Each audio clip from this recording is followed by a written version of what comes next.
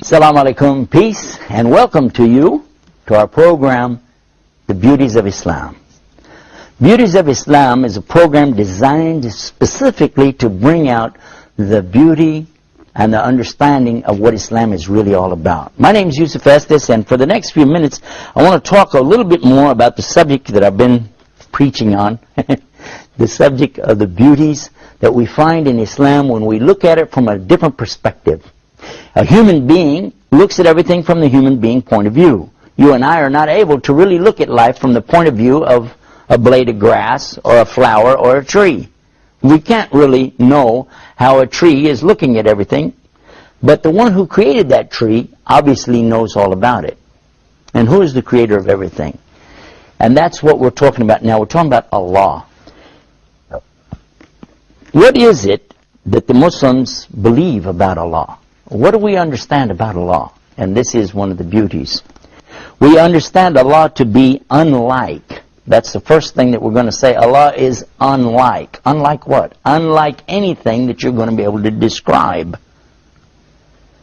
Because everything that we are aware of is in the creation. So if the God is in the creation, that means He's created. And the logical question somebody's going to ask you, well, who created God? And then what will be your answer? So the Muslim understands this beautiful concept that God is not in the creation and He is not like the creation.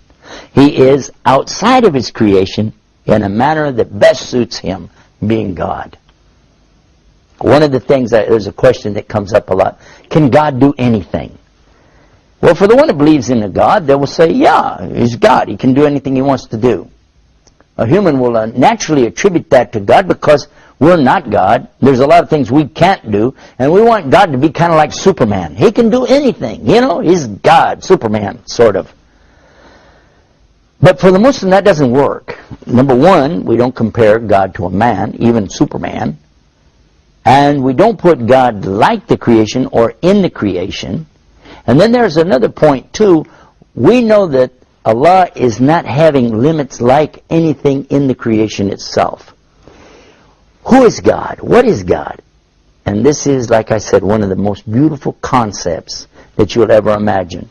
To first begin with what He is not. And this is how He begins. La ilaha illa anta subhanaka inni kuntu minadh dhalimin. A beautiful statement that was said by one of the prophets. Peace and blessings be upon him. And this is that there is none like Allah to be worshipped. Only Allah is to be worshipped. But then it glorifies in His majesty above all things and says, for sure the wrongdoing is coming from me. A very healthy statement, by the way, for a human being to come to this conclusion. God's perfect and I'm not. But when we talk about God's existence, how do we understand this? And how do we justify what God does and doesn't do? Can God do anything? Actually, the Muslim's going to say, you're trying to compare Allah to His creation again. What God does and doesn't do. For instance, somebody would say, well, if God can do anything, could He be a man? Right away, the Muslim would say, no. Well, could He lie? No. Could He die? No. Could God cheat? No. These are things that, you're saying bad things about God. So these are things He doesn't do. How do you justify that? At the same time, you're saying God could do anything. Well, Muslims don't say that. We say, La hawla wa la quwwata illa billah. There is no might, there's no power except the might and the power of Allah. And we say, Allahu ala kulli shay'in qadir. This means that Allah is capable of doing whatever He wills to do. There's a but. Look at this. But Allah never wills to do something that will make Him not be who He is. In other words, He would never will to die because He's what? He's al-hayy, which means the eternally alive. Which now brings us to another area of beliefs in Islam. And that is that Allah is the epitome of each and every one of His characteristics. This is a beautiful teaching. And it's something you really need to reflect on and think about, because the more you think about this, the more you begin to understand a whole new concept, something that maybe you never thought about before. Allah says in the Quran, "Laysa kamithlihi shay'in wa huwa samiyun basir." The meaning here is He is not like anything. And what is this next part? Samiyun basir. It means all hearing and all seeing. Even this is not like the creation, because the creation, there's nothing in creation that can hear everything or see everything, is there? There's nothing in creation that has this kind of ability. And why? Because Allah is not in the creation. These are just a few of the things to give you a little tip of the iceberg. Now what I want to do, I want to let you think about what I'm talking about, so that this steeps in. It's going to take a minute for you. So you just let that seep in there for a minute. Take a break. We're going to come right back. I want to pick up right where I left off and continue with this beautiful concept in Islam. It's the concept of who God is and who He isn't. And all of that's going to be right here. So sit tight. We're going to be right back with more beauties of Islam. Islam is keeping up the pace. Islam is for every race. Hayya, hayya, hayya, hayya, hayya, hayya, hayya, hayya, hayya, hayya, hayya,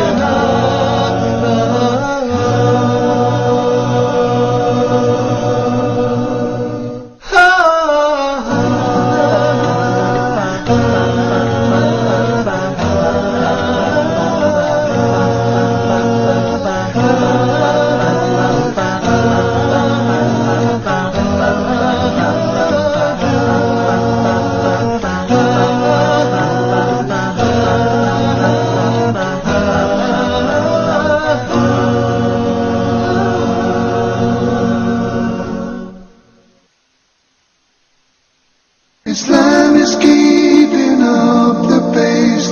Islam is for every race. We're back and you're watching Beauties of Islam, and we've been talking about the beauty of the concept of God in Islam. And we start out by saying what Allah doesn't do, what He isn't. He isn't in His creation, He isn't like His creation. And what does He not do? He doesn't do anything that would make Him no longer be who He is. Now, He defines Himself. This is so interesting because many people, they're searching for God. They want to know, who is God? Where is God? How do I know? What's my purpose? Why did He create me? Many questions that we have. But now look what we find in the Quran. It's in chapter 2, verse 255. That would be Surah Baqarah, the chapter called the cow. And look it up if you like and see the meaning that's usually translated to be something like this. I give you the Arabic and slowly we'll examine the meaning of it. Allahu la ilaha illahu al-hayyu qayyum la ta'khudhuhu sinatun wa la nawm lahu ma fis samawati wa ma fil ard man alladhi yashfa'u indahu illa bi'idhnihi ya'lamu ma bayna aydihim wa ma khalfahum wa la yuhituna bi shay'in min ilmihi illa bima sha'a. وَاسِيَ كُرْسِيُهُ السَّمَاوَاتِ وَالْأَرْضِ وَلَا يَئُودُهُ حِفْظُهُمَا وَهُوَ الْعَلِيُّ الْعَظِيمُ. You cannot translate this to the English language word for word and really still get this beautiful meaning, but we're going to try anyway. Allah starts out telling you again, Allahu la ilaha illahu. He says Allah, He is the one that there's none other to worship. He's the only one worthy of any worship. Al-Hayy, Al-Qayyum. Al-Hayy means the eternally and always living. Al-Qayyum, the eternally and always self-subsisting. It means He can't die because He's always alive. And He doesn't ever need anything from His creation because He's totally independent of His creation. He doesn't need anything. These are two very important characteristics, and He is the epitome of those. These are eternal and total capacities that only Allah can have ascribed to Him. And then He continues and He says in here that He doesn't get tired, and He doesn't get sinatun wala naum, and He doesn't sleep. These are human attributes. These are creation things like animals and people, but not Allah. He doesn't get weary. He doesn't fall asleep. And look at this. And then he said, everything in the universe belongs to him. Totally and completely. It all belongs to him. Then he asked a rhetorical question. Who is there that could come between him and his creation, except that he has to give him permission to do it anyway? And then he says that he has full and total knowledge of the whole entire universe. And you don't have any knowledge. I don't have any knowledge, except what he gives us. And by the way, he can take it away from us too, can't he? Then he says that his kursi extends over the universe. His kursi. And this kursi is sometimes translated as chair. I'm sitting in a kursi right now. It's translated as chair, but actually it can be also like a stool. And this stool is in front of Allah's arsh, his throne, in the same way, in same size proportion as a ring thrown into the desert. This is to give you the idea of how huge and amazing is this kursi. It's bigger than the whole universe. The universe becomes like a tiny ring, and the kursi like a giant desert.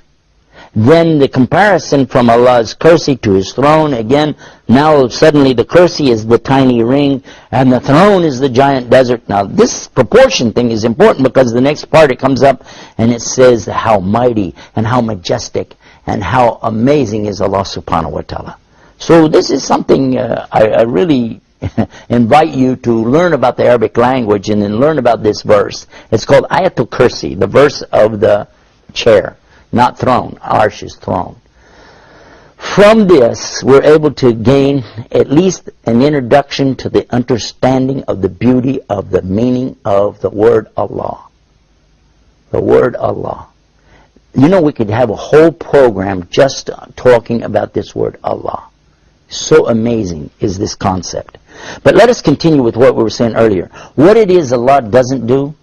If you said, could he die? Absolutely, he doesn't do that, because he is the all alive. That's one of his attributes, his characteristics, one of his 99 names, as we call it as Muslims. And as far as could he lie or could he cheat? Well, two of his names are Al-Haq, which is absolute truth. He is truth. It doesn't mean he's truthful. He is truth. So obviously, there can't be anything as a lie or anything deceptive. Also, he's adil, which is meaning totally fair and just. Therefore, he could never cheat, and he wouldn't. And when you start to talk about some of the things about Allah, and you're comparing him to the creation, this will boggle your mind, and it makes people nuts. I'll give you the example. If somebody say, can Allah do anything? God, can he do anything? And somebody will say, yeah, why not? Then they'll say, can he make a rock so big that nothing can move it? And, yeah, sure, why not? He can make a rock so big nothing can move it. But now you're going to have a problem. Because if he can't move it, that's something he can't do. And how will you answer that? What the Muslim will say is, Allah doesn't make stuff like humans do, and he doesn't move stuff like humans do. He can make a rock so big that nothing in the creation can ever move it. But for him, everything is by command. He says, kun fayakun. Be, and it is. And that's when the rock takes form and shape. And when he says move, it moves. And he doesn't move things like you and I with a fulcrum and a lever and a mass and a no. This is something for Allah that he does as he wills. And he is capable of doing whatever he wills to do. So don't compare him to the creation. You don't get in a problem like that. And don't put him in the creation. And you don't run into these problems in concept. Allah is mighty, and above all that he's created. A beautiful concept, a beautiful teaching in Islam. And for more about that, visit our website, beautiesofislam.com. And until next time, peace. Assalamu alaikum wa rahmatullah. Islam is peace.